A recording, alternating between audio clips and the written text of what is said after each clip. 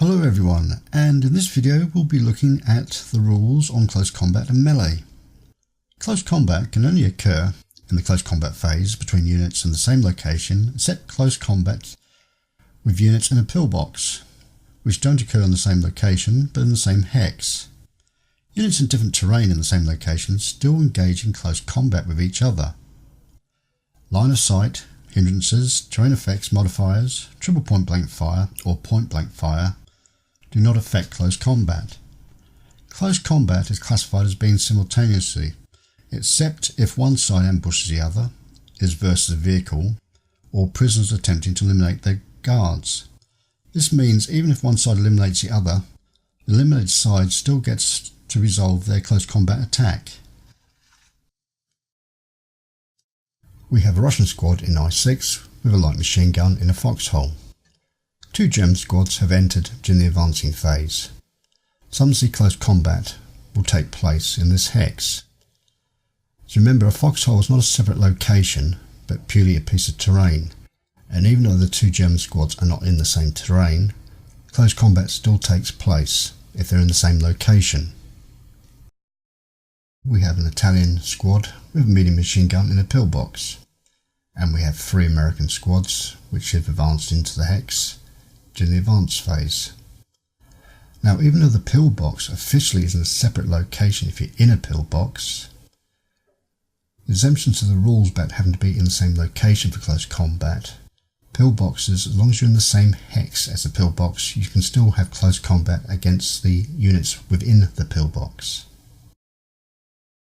We have a German SS unit in a building in V7 with a British squad and leader on level 1 of the same building.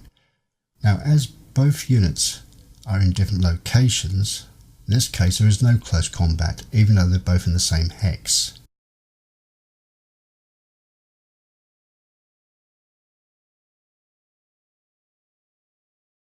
Combat takes place by comparing the firepower of the attacking units against the firepower of the defending units, which are then rounded down to the nearest odds ratio printed on the close combat table. Under the odds ratio is the kill number. The red number is used in hand-to-hand combat. In Hex P5 we have one German squad with firepower of 4 and two American squads with firepower of 12. Looking at the close combat table, we now need to find the equivalent close combat ratio. In the American case, 12 to 4 is 3 to 1, giving us a kill number of 8. The German ratio should be 1 to 3, but as there is no 1 to 3 column, we need to round down to the closest ratio, in this case being 1 to 4, giving us a kill number of 3. In Hex CC5 we have an Italian squad with firepower 3 and a British squad with firepower 4, which will give us a British at attack of 4 to 3. Now, looking at the close combat table, we see the ratio will go to 1 to 1, which gives us a kill number of 5. The Italian squad is 3 to 4, which will drop us down to a ratio of 1 to 2, which gives us a kill number of 4. 2 die are then rolled. If the dice roll is less than the kill number listed, then the defending units are eliminated. If the dice roll should equal the kill number, one or more defending units suffers casualty reduction, determined by random selection. A dice roll higher than the kill number has no effect.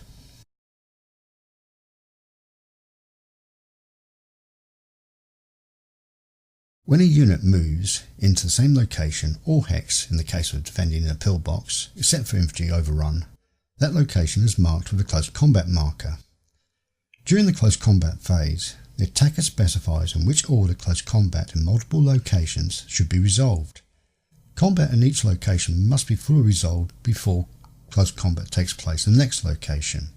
Each side in the location, the attacking side first, must declare all their attacks before resolving any attacks in that location. Once all the attacks have been declared, the attacker resolves all their declared attacks, followed by the defender. Units may attack any unit or combination of units in the same location so long as no unit is attacked or attacks more than once.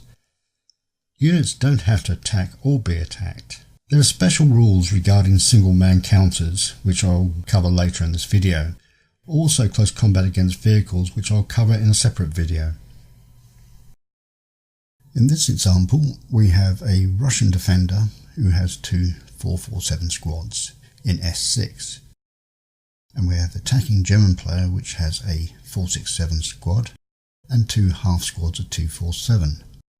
Now, as the German player is the attacking player, he must declare his close combat first.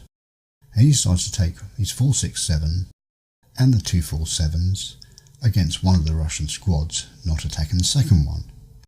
This will give him odds of 2 to 1 with a to kill number of 7. The Russian player then declares his close combat attacks, and he decides to put both his 447s against each of the 247s, again giving him a 2 to 1 odds and a kill number of 7. Once that's been done, the German player then attacks by rolling 2 die, followed by the Russian player doing his 2 separate attacks, rolling 2 die. Even if the German player does destroy the 447, that squad still gets its chance to attack before being taken off the playing board. Of course, the German player could declare that his 467 squad will attack one 447 squad of the Russian player and have these two half squads attacking the other one, which will give him a 1 to 1 attack on both attacks, which of course is a kill number of 5. Of course, the Russian player could use one of his 447s to attack both half squads, giving 1 to 1 odds with a to kill number of 5, and the other 447 against the full squad for a 1 to 1 to kill number of 5. German player could put the 467 with the 247 half squad and attack one of the squads, which will give him odds of 3 to 2, leaving the other 247 not to attack and the other 447 of the Russians not being attacked.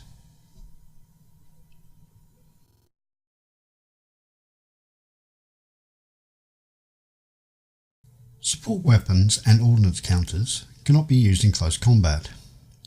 If a unit is eliminated in close combat and the coloured die roll is a 1, any support weapon or gun possessed by that unit may also be eliminated. The attacker rolls a die for each gun or support weapon, and if the die roll equals or is less than the black to kill number for that close combat attack, the weapon is also eliminated. All other guns and support weapons of an eliminated unit or captured remain in the location unpossessed. In I7 we have a German squad with a light machine gun and a British squad which has moved into close combat with it. The odds here are 1 to 1 as they both have a firepower of 4, which gives us a to kill number of 5. If the British player rolls a 1 on the coloured dice roll with white dice roll of 3, giving it a 4, it has killed the German squad. We now need to roll for the support weapon to see if that's destroyed or not, as we've rolled a 1 on a coloured dice roll. If the British player rolls his dice and rolls less or equal to a 5, the support weapon is destroyed. If he rolls a 6, the support weapon survives and stays in the hex unpossessed.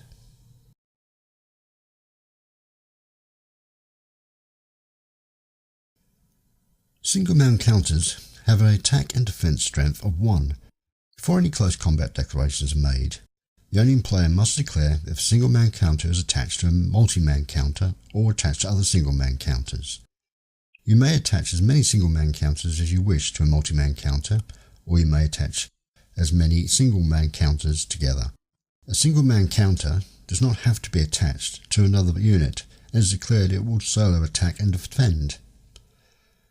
A non-concealed single-man counter may not be attached to a concealed unit unless the concealed unit gives up to its concealment. You may not declare an attack against a single-man counter unless that single-man counter has been declared as attacking solo. One leader in a close combat may apply his leadership dice roll modifier to the close combat dice roll, in addition to applying his inherent firepower. If a leader is solo or is attached with any berserk units, he may not apply his leadership die roll modifier. Here we have some Japanese units which are just about to be attacked in close combat. Before the attacker declares his close combat, we need to decide what we're going to do with our single man counters, which are both leaders in this case. We have a number of choices. We could declare that they're going to be solo, which means they will stand by themselves, so they can be attacked individually, both having a strength of 1. We could declare that they will be stacked together, which will give us a strength of 2. We could declare that they're going to be one that will be attached to 147, the other one will attach to the other 447 squad, which will give both stacks a strength of 5. We could declare both of them on 1447, giving us a stack of 6. If the defender then decides to attack, say we put both of them on 1447 and give us a strength of 6, he could declare his combat against that group with a second combat against the other one. When we attack ourselves, we could attach the other 447 into that to give us a total strength of 10 on our attack. But what we can't do after declaring how our leaders will be attached to our units is break them up again. So if we did attach the 9-1 and 9-0 to one of the 447s for a group of 6, we can't then, during our declarations of close combat, decide that we'll have one 9-1 with a 447, one 9-0 with the other 447, give us 2 separate strengths of 5. The easiest way to think about it is when we attach a single man counter to either another single man counter or group of single man counters, or to a multi-man counter, they then become a individual unit by themselves. So in other words, if we did attach that 9-1 leader to the 447, it will then have a firepower of 5, and they always stay grouped together. Of course, the attacking player may decide that he will have attack both 447s.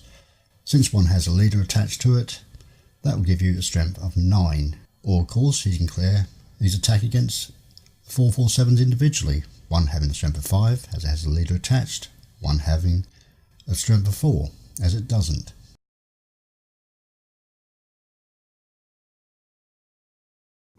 If after all close combat attacks have taken place, there is any infantry, not bicyclists or skiers, still in the location, those units are held in melee.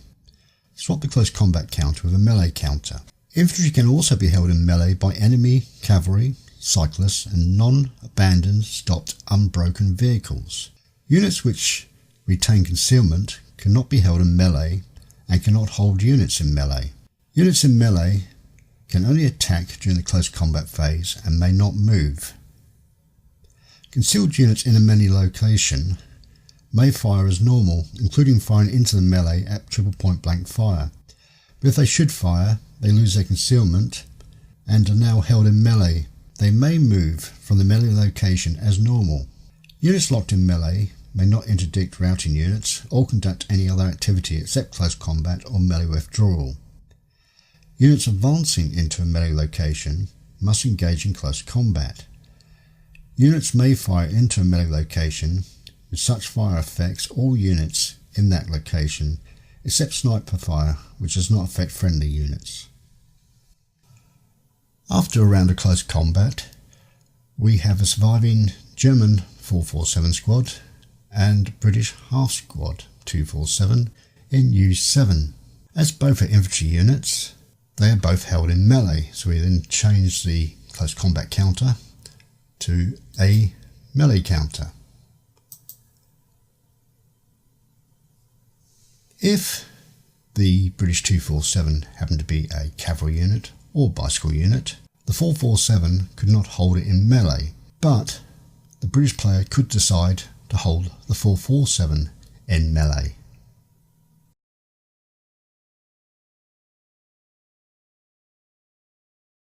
Any infantry unit engaged in melee which is not pinned, berserk or disrupted may attempt to withdraw from melee by announcing its intention to do so, the attacker declaring first, At the start of the close combat phase, prior to both sides declaring close combat attacks in that location, withdrawing units may not make close combat attacks and are subject to a -2 dice roll modifier to all close combat attacks made against them, except infiltration and ambush withdrawal.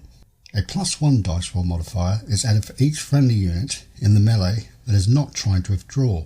Units may attack both withdrawing and units not attempting to withdraw in the same close combat attack, but only the withdrawing units are affected by withdrawal dice roll modifiers. Any withdrawing unit not eliminated, reduced or captured in close combat has successfully withdrawn from the melee. Concealed units keep concealment if they withdraw into a non-open ground location. Units withdrawing during the close combat phase may carry only support weapons less than or equal to its inherent portage capacity, and must enter an adjacent location which can be reached by that unit under normal advanced phase conditions. The location withdrawn to cannot be currently occupied by a known enemy unit. If a unit withdraws into a concealed enemy, not a dummy location, that unit is eliminated, but an enemy unit in that location, decided by random selection, must lose its concealment. It is the close combat phase of the German turn, and in Hex BB4 on level 1 of the building situated there, we have a continuous melee. There's a French 457 with a heavy machine gun, a French half squad 237 with a light machine gun, and a French 9-1 leader. The German player has two 467 squads and a 9-2 leader. First thing that needs to be decided is the single man counters. The French player decides to put his 9-1 leader with his 457 squad, giving it total firepower ability of 5. The German player attaches his 9-2 leader to his 467 squad. The German player, being the attacker, then decides if he wishes to fall out of the melee. He decides he does not wish to withdraw. The French player decides he does wish to withdraw his 457, which now has the 9-1 leader attached to it, but he'll keep his 237 in melee, so he gets the +1 advantage of having a unit continuously in melee. German player announces his attack. He'll put both 467 squads against the withdrawing 457 squad. This gives the French player a total strength of 5, which is the squad plus the leader. The Germans have a total strength of 9, 2 squads plus the leader, which gives us odds of 3-2 and a to kill number of 6. Because the French player is withdrawing, we have a -2 dice roll modifier, so this takes us up to an 8. But as the French player is leaving a unit which is not withdrawing, i.e. the 237, this gives them a +1. So we have a to kill number of 6 with -1 from the dice roll. If the French player should survive the combat, he of course can't attack as he's a withdrawing player with the 457. The 237 of course can still attack. He needs to withdraw to a location which can normally be moved in the advanced phase. Some say he can't withdraw to the level 1 of CC5 as is a known enemy unit there. He can't withdraw to AA4 because that's not an accessible location. The only place he can withdraw to is level 0 of BB4. He also can't take the heavy machine gun with him as this is above his IPC.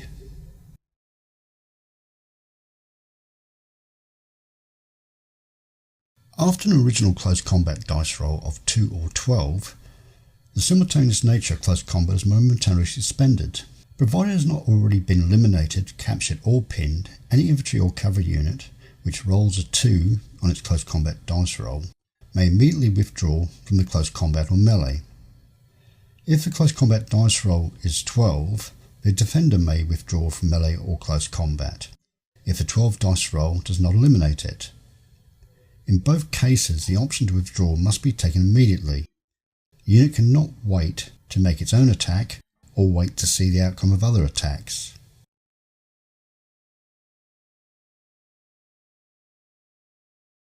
Broken units in close combat may not attack and are subject to a -2 dice roll modifier if attacked. They defend with their full firepower. Broken infantry in melee may not rout in the rout phase, but must attempt to withdraw from melee unless disrupted or guarding prisoners. If a non-guard unit is unable to withdraw from melee, it is eliminated at the end of the close combat phase. It's the Russian player turn, and in R5, during the advance phase, he advanced 2 447 squads into the hex with the German 467 squad and a broken 467 squad. If the Russian player decides to attack just the broken German unit, you would have the odds of 2 to 1, as the broken unit still has its normal firepower, which in this case is 4. The Russian player will get -2 off the close combat dice roll because he's attacking a broken unit. The German player cannot actually attack the Russian player with the broken unit, but of course can attack with its normal 467 full squad. If the broken unit should survive, and we then switch the counter over to melee, during the next close combat phase, the German player must withdraw the broken unit, unless it was disrupted or guarding prisoners, which in both cases is not affected here.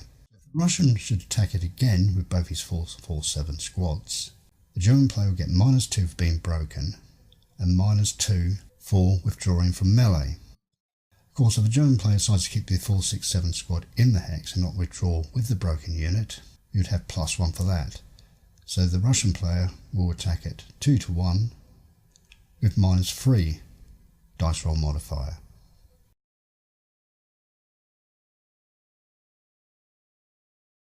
Concealed units must reveal its strength factor prior to both sides' declaration of its close combat attacks. Dummy units are removed.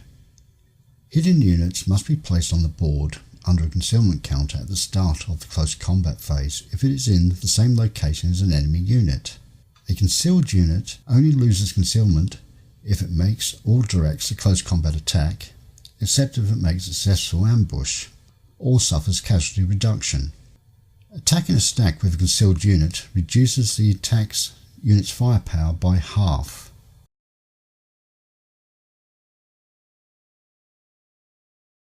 Whenever an infantry advances into a woods, building, or a location containing concealed units, an ambush may occur. When a hidden unit is placed on board because an enemy unit is in its location, also may cause an ambush. Before declaring close combat attacks, each player makes a single die roll. If either player, after modifiers, should roll at least 3 less than their opponent, they've succeeded in ambushing their opponent.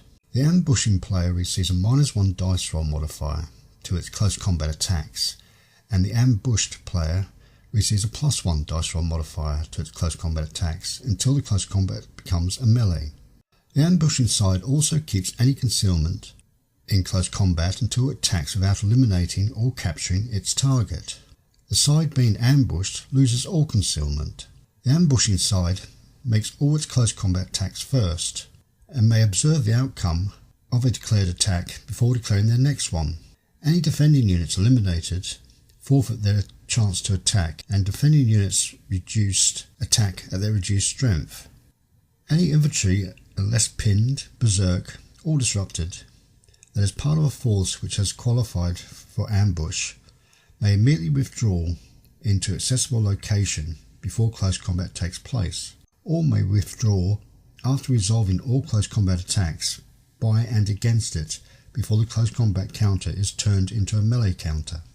The ambush die roll is affected by the following dice roll modifiers, even if only a portion of a player's close combat force qualifies to use it. +2 for cavalry, vehicle or units in a pillbox, +2 for being above a bank counter, +1 for being above a punji counter, +1 for a buttoned up or stunned AFE, each occurrence, +1 for being CX'd, lax, broken, pinned or berserk, each occurrence, +1 if the attacker is in jungle, kunai or bamboo, -1 for a stealthy unit, and -2 for concealed, plus the leadership modifier of the best unpinned good order leader unless they are alone or any of the force is berserk.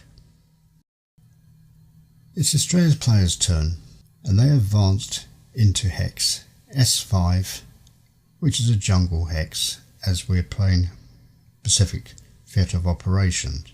The Australian player, as their troops are classified stealthy, have on an ambush die roll -1 for being stealthy, but as it's a jungle location and they are the attacker, they get +1 for the jungle location, so their die roll is 0. The Japanese player, the 2 447s are first class squads, so they're also classified as stealthy, so they get -1 for stealthy. Being concealed, they get -2 as well, so a total of -3 from their ambush die roll. It's the American player turn, and he's just moved into K4, where there is a broken German leader, a broken 447 squad, and a 6+1 leader in a stone building. Now the American ambush die roll is unaffected. The German player's ambush die roll, because they have a broken unit in the location, even though not all the units are broken, they still must add +1 to their ambush die roll. Also, they need to apply their best leader. As the 8-1 leader is broken, it's not in good order, so it doesn't count. So they must apply the 6+1 leader. As it's a +1 modifier, the German player's ambush die is going to be +2. If the German player for some reason does actually win the ambush, the German player could withdraw out of the hex into any location he may move into, such as J3, before the close combat phase takes place.